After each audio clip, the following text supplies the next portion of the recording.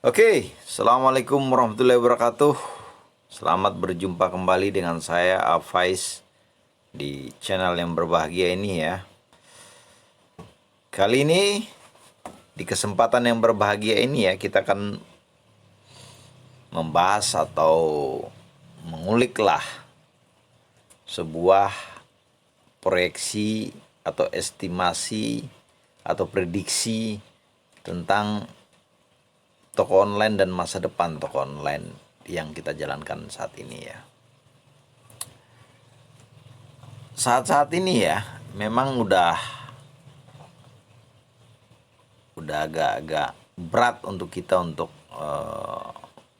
mencari cuan yang besar pada satu produk di marketplace, karena tool yang digunakan oleh marketplace itu ada dua ya, setahu saya, yakni dia memakai tool termurah ya, atau dia memakai iklan, atau ini bisa tiga nih, atau dia memakai testi daripada suatu produk itu. Nah, kalau kita misalnya search sebuah produk, misalnya busa mikrofon, maka ada beberapa kemungkinan yang akan muncul di marketplace, yakni harga yang termurah, atau yang banyak testinya, atau bisa jadi yang iklannya kuat. Itu apa namanya, kendala atau kemungkinan yang terjadi. Nah, sehingga apabila ada sebuah toko yang memang dia mendapatkan di end price, harga akhir, atau kita omong saja dalam bahasa lain harga pangkal, harga pabrikasi, harga produksi, maka akan sulit bagi seller-seller lain untuk menyamai kemampuan daripada toko online tersebut, kecuali dia memakai atau menggunakan iklan ads, atau dia memberikan pelayanan yang maksimum dengan selisih harga yang tipis. Nah, masa depan toko online ini banyak yang kurang paham, atau saya lihat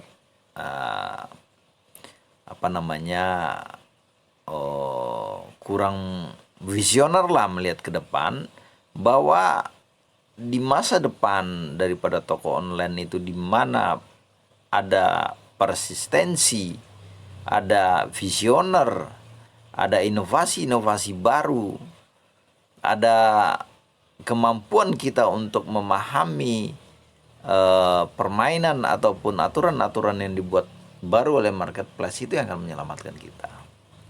Di samping kita mempunyai harga yang sangat kompetitif, atau saya namakan dengan harga pabrikasi. Nah,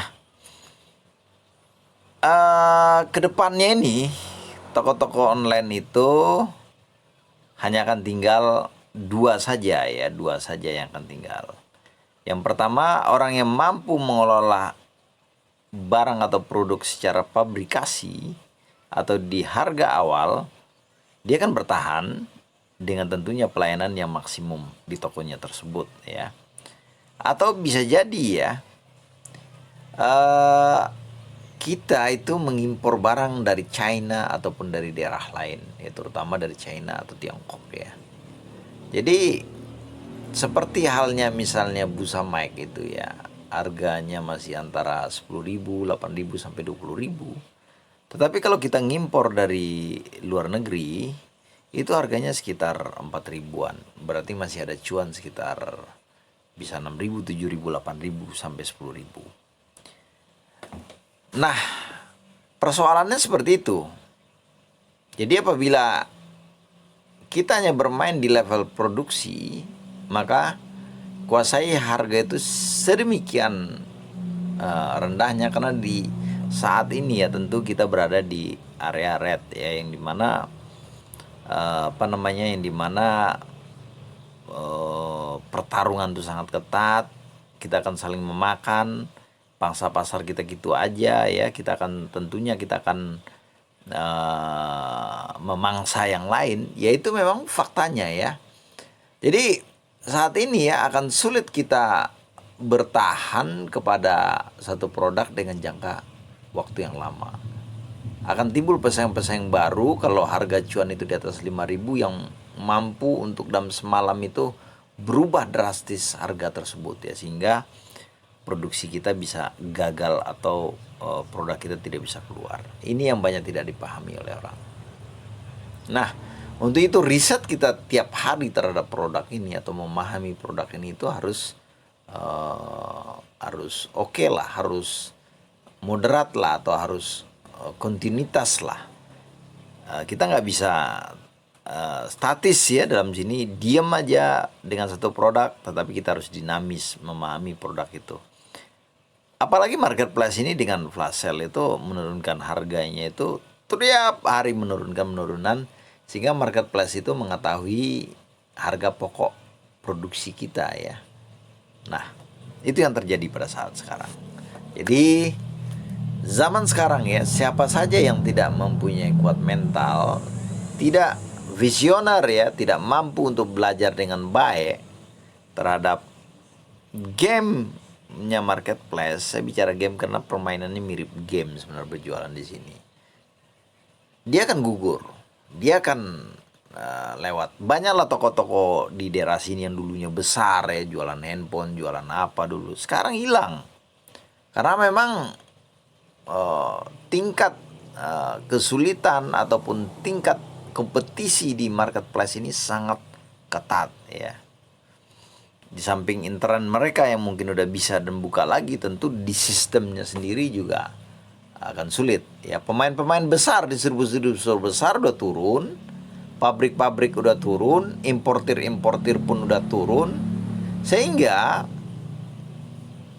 seller-seller kecil ini kebagiannya itu sangat sedikit ya. Nah, bagaimana kita mengatasi ini? Ya nggak ada jalan lain, bahwa produk kita harus kita rubah terus ya. Kita harus melihat perkembangan-perkembangan, kita harus melihat keadaan-keadaan sekeliling, masih bisa kita bermain di produk ini. Ya kalau nggak bisa ya jangan dipaksakan, karena ujung-ujungnya pasti rugi ya, pasti minus ya. Visioner itu memang mudah dikatakan tetapi tidak mudah untuk dilaksanakan ya. Tetapi dengan visioner dan konsisten ya, insya Allah kita akan mampu untuk melihat celah peluang produk mana yang harus dimainkan. Ya, tim nggak ada jalan lain ya, bahwa kita juga harus riset ya, produk mana yang laris sekarang, gunakan tool-tool yang ada ya. Anda bisa riset ya. Anda bisa juga cari dengan web-web gratisan produk-produk yang termurah, itu banyak sekali ya. Sehingga di mana Anda akan tahu ya apa yang akan terjadi terhadap produksi ataupun impor barang yang akan kita mainkan. Dunia bergerak begitu cepat ya, kata Henry Ford. Bukan yang kuat lagi yang mengalahkan yang lemah, tetapi yang cepat yang akan mengalahkan yang lamban. Akhir kata ya, semoga sukses, salam kemakmuran, salam bahagia, salam sehat untuk kita semua. Wabillahi taufiq wal hidayah. Assalamualaikum warahmatullahi wabarakatuh.